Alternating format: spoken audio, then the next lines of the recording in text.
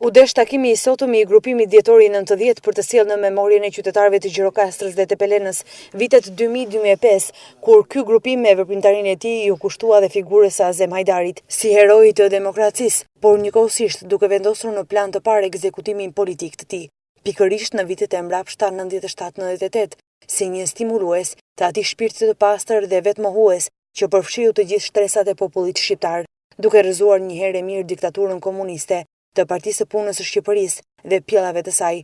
Forca e këtij grupimi u ndje fuqishëm në zgjedhjet e vitit 2005 për rrëzimin e qeverisë Nano, ku zgjimi i furisë djathtiste pati dhe kontributin e kësaj organizate, por oscilacionet e veprimtarive sipas barometrit të Partisë Demokratike apo dhe aktiviteti sipas mandateve të fituara nga Partia Socialiste ka sjellë një zbehje të rolit të saj në opinionin publik.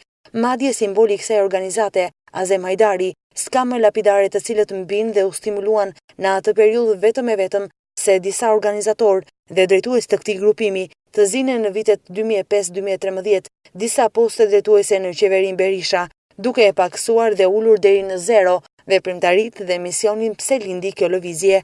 Shumë kush në Gjirokastër ka të freskët lapidaret e Azem Hajdarit në Lazarat dhe Memaliaj, të pasqyruar në media, ku te ky i fundit pas shkatërimit në mënyrë tinzare dhe anonime u rëngrit prapë dhe atje u betuan shumë antar që do e mbronin me gjakun e tyre, por zvonoi disa vjet dhe qeveria Berisha e shkatëroi me fadrom. Por edhe busti i vendosur në Lazarat u harrua dhe u shkatërua përpara syve të atij populli që me kryetarin e tyre të komunës u betuan ta mbronin deri në vetmohim. Madje sot, aty nuk ka asnjë gjurmë nga i lapidar, që u vendos me zbrohuritjeve rroft Azem Hajdari dhe Sali Berisha dhe u shkatërua apo në qeverinë Berisha dhe në drejtimin e komunës nga Partia Demokratike. Banorët shprehen që ata që e shkatëruan duhet ta rindërtojnë dhe padyshim që ky apel është për drejtuesit e Partisë Demokratike. Ka ekzistuar busti Azem Hajdarit këtu? Po. Në çfarë viti u vendos? Mbani mend?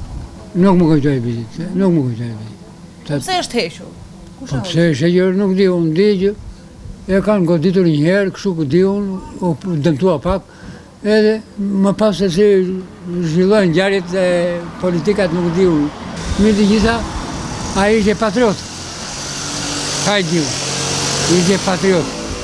Ashtu si ai patriot si ai, jam edhe unë. Ka e di të them unë. Duhet të vendoset busti? Pse unë e kam dorë që të vendoset? Për juve? Po më në qime, ata që merren me atë punë, që vendosin, bëjnë si duan. Edhe vendosin, edhe zvendosin. Edhe vendosin, edhe çfarrosin. Po, ai ro për mua nuk duhet çfarrosu. Busi ka qenë. Neve s'na pyeti njeri kur e vuri që të na pyes tani. E habitshme është pasi po drejtuesi i këtij takimi të sotëm, Bislim Ahmetaj, ka qenë edhe në inaugurimet e këtyre lapidarëve përpara shumë viteve, por me sa duket pas marrjes së posteve 8 vjet në qeverinë e Partisë Demokratike, kanë zbehur aktivitetet e këtij grupimi dhe sot antarët dhe misioni i tij është reduktuar, sa vetëm në Gjirokastër në takim ishin vetëm 10 veta me gjithë kryetarin.